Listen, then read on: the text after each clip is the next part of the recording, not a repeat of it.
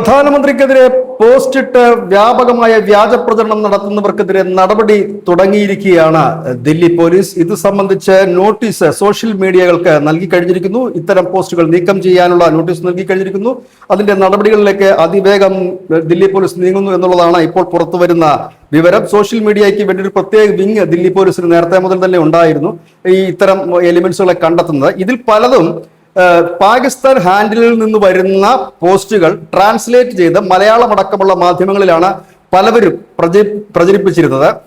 ഇതും അന്വേഷണത്തിലേക്ക് നീങ്ങുന്നുണ്ട്. അതുകൂടാതെ തന്നെ പ്രധാനമന്ത്രിയുടെ മാതാവിനും ഒപ്പം തന്നെ പ്രധാനമന്ത്രിക്കെതിരെ വധഭീഷണി അടക്കം മുഴക്കിയ പോസ്റ്റുകളുമുണ്ട്. ഇതിനെ ഗൗരവതരമായി തന്നെ എടുത്താണ് കേസ്. കാരണം ഇതിനകത്ത് മാപ്പിൽ ഒതുങ്ങുന്ന വിഷയമല്ല. കാരണം ഇത് ജനങ്ങൾ മാപ്പ് കൊടുത്തത് കൊണ്ടോ ഇല്ലെങ്കിൽ പാർട്ടികൾ മാപ്പ് കൊടുത്തത് കൊണ്ടോ നമ്മളെല്ലാവരും കൂടെ ചേർന്ന് മാപ്പ് കൊടുത്തത് കൊണ്ടോ തീരുന്ന ഒരു വിഷയമല്ല. കാരണം ഇത് ജുഡീഷ്യറിയുമായി ബന്ധപ്പെട്ട വിഷയമാണ്, ഭരണഘടനയുമായി ബന്ധപ്പെട്ട വിഷയമാണ്, നിയമവുമായി ബന്ധപ്പെട്ട വിഷയമാണ്.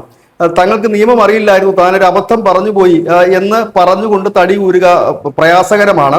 ഒരുപക്ഷെ പോലീസ് ഉദ്യോഗസ്ഥരോടൊക്കെ തിരക്കി കഴിഞ്ഞാൽ അറിയാൻ പറ്റും ഈ മോശം വാക്കുകളും മറ്റുമൊക്കെ ഉപയോഗിക്കുന്നതിന്റെ ആ നിയമ വശങ്ങളും വകുപ്പുകളും ഒക്കെ അവർക്ക് ഒരുപക്ഷെ എളുപ്പത്തിൽ പറയാം. ഇത് ഏതൊക്കെ വകുപ്പുകൾ ചേർത്തിട്ടാണ് ഇപ്പോൾ ഈ കേസ് എടുത്തിരിക്കുന്നതെന്ന് അറിയില്ല. ഒരുപക്ഷെ വരും മണിക്കൂറുകളിൽ ഇതിന്റെ വകുപ്പുകളടക്കം വരാനുള്ള സാധ്യതയുണ്ട്. കാരണം വധഭീഷണി മുഴക്കുക, ഒപ്പം തന്നെ പ്രധാനമന്ത്രിയുടെ എന്നല്ല ഒരാളുടെ പോലും വ്യക്തിപരമായി മാതാവിനെയോ ഇല്ലെങ്കിൽ അവരുടെ കുടുംബത്തെയോ അവഹേളിക്കുന്ന തരത്തിൽ പോസ്റ്റ് ഇട്ട് കഴിഞ്ഞാൽ കേസിന് പോകാൻ കഴിയും. നമ്മുടെ നാട്ടിലേക്ക് ഒരുപാട് പേര് അങ്ങനെ പോകുന്നുണ്ട്.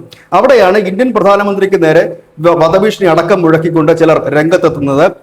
കഴിഞ്ഞ ദിവസം ഒരു യുവതി പരസ്യമായി പറയുന്നുണ്ട്, ഒരു തോക്ക് എൻ്റെ കയ്യിൽ കിട്ടിക്കഴിഞ്ഞാൽ ഞാൻ ഈ പ്രധാനമന്ത്രിയെ വധിക്കും എന്ന് പറയും. സാധാരണ തീവ്രവാദികൾ പോലും അത്തരത്തിൽ പരസ്യമായ ഒരു പ്രതികരണം അങ്ങനെ നടത്താറില്ല. ഏതായാലും അറിവില്ലായ്മ ഒരു തെറ്റല്ല, പക്ഷേ നിയമത്തിന്റെ മുമ്പിൽ അത് തെറ്റ് തന്നെയാണ് എന്നുള്ള ഒരു യാഥാർത്ഥ്യം കൂടി സോഷ്യൽ മീഡിയയിൽ പോസ്റ്റ് ചെയ്യുന്നവർ മനസ്സിലാക്കേണ്ടതായിട്ടുണ്ട്. ഏതായാലും ദില്ലി പോലീസ് നടപടി തുടങ്ങിയിട്ടുണ്ട്. ഒരുപക്ഷെ ദില്ലിയൊക്കെ കണ്ടുവരാനുള്ള ഒരു ഭാഗ്യം ഈ പോസ്റ്റ് ഇട്ടവർക്ക് ഉണ്ടാകട്ടെ എന്ന് കൂടി ആശംസിക്കുന്നു. News India Malayalam.